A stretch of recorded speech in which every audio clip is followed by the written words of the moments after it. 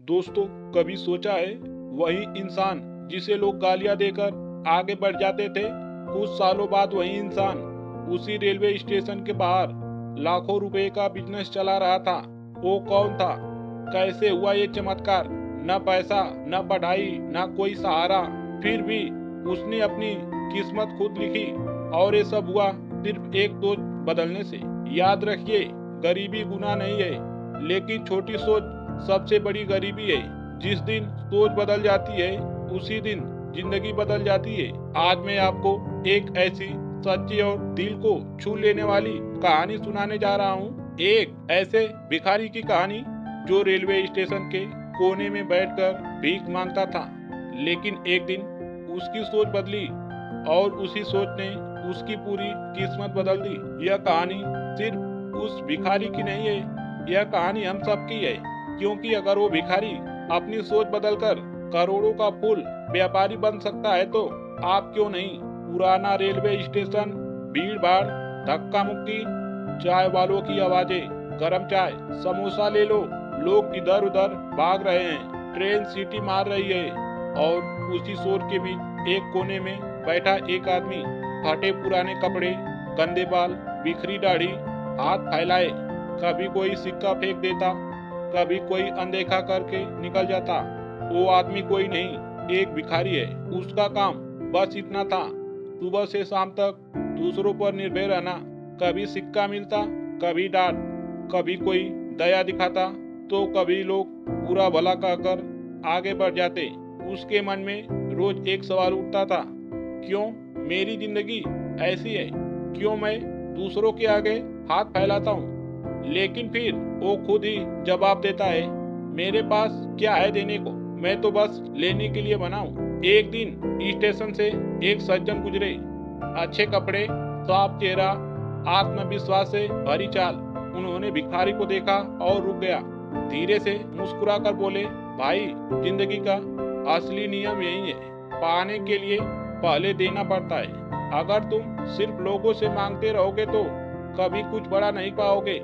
भिखारी पहले हंसा, फिर बोला, देने के लिए चाहिए क्या? मेरे पास तो कुछ है ही नहीं। सज्जन ने कहा, हर किसी के पास कुछ न कुछ होता है, बस सोच बदलने की जरूरत है। ये शब्द उसके दिल में तीर की तरह लगे। पूरी रात वो सो नहीं पाया, मन ही मन सोचता रहा, उसके पास आखिर है क्या? मैं दे ही क्या सकता हूँ? अगले दिन उसने हिम्मत जुटाई। अपने पास बचे पैसों से उसने स्टेशन के बाहर कुछ फूल खरीदे। उसने तय किया, आज जो भी इंसान उसे पैसा देगा, वो बदले में एक फूल देगा, एक छोटा सा इशारा, लेकिन उसमें उसका दिल होगा। पहले दिन लोगों को अजीब लगा। किसी ने हंसकर कहा, अरे, भिखारी भी अब तोहफे देने लगा। किसी ने ताली बजाई, किसी ने फूल लिया और मुस्कुरा दिया। और धीरे धीरे लोग उसे पहचानने लगे। अब वो भिखारी सिर्फ लेने वाला नहीं था, वो देने वाला बन गया था। समय बीतता गया, वो जो भी कमाता उससे और फूल खरीद लेता। लोगों को उसकी आदत पसंद आने लगी। कुछ महीने बाद वो सिर्फ फूल बांटने वाला नहीं रहा, उसने फूलों की छोटी सी दुकान लगा ली। वो अब भी उसी रेलवे स्टेशन पर बैठता था, लेकिन अब भिखारी बनकर नहीं, बल्कि आत्मसम्मान और गर्व से खड़ा होकर। धीरे धीरे उसकी दुकान बड़ी होती गई, लोग उसके फूल खरीदने आने लगे। आज वही भिखारी उसी रेलवे स्टेशन पर, उसी रेलवे स्टेशन का सबसे बड़ा फूल व्यापारी बन चुका था। आचार्य चाणक्य कहते हैं, जो सिर्फ लेता है वो कभी महान नहीं बनता। महान वही होता है जो देने का साहस रखता है। इस कहानी से हमें तीन बड़े सबक मिलते हैं। सोच बदलो, किस्मत बदल जाएगी। जब उसने खुद को भिखारी मानना छोड़ा, तभी उसकी जिंदगी बदलनी शुरू हुई। देना सीखो, पाना अपने आप शुरू हो जाएगा। उसने फूल बांटना शुरू किया और बदले में दौलत, इज्जत और सफलता पाई। आत्मसम्मान सबसे बड़ी पूंजी है। जिसने खुद की कीमत पहचानी, वही दूसरों की नजर में कीमती बन गया।